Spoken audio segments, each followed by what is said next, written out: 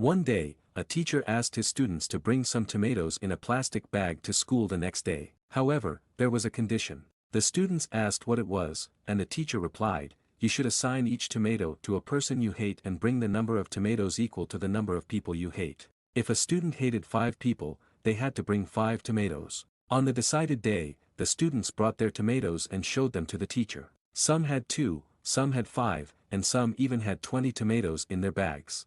The teacher then said, "Your assignment for this week is to carry these bags full of tomatoes with you everywhere you go."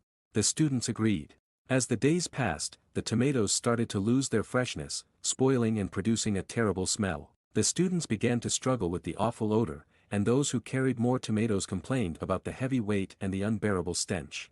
After a week, the teacher asked, "How did you feel this past week?" All the students complained about the awful smell, and those who had carried more tomatoes shared how difficult it was. The teacher smiled and said, "This is very similar to what you carry in your heart when you hold on to hatred. You carry that bitterness with you everywhere, and it affects your heart. If you couldn't bear the smell of spoiled tomatoes for just a week, imagine the impact of carrying hatred in your heart every single day."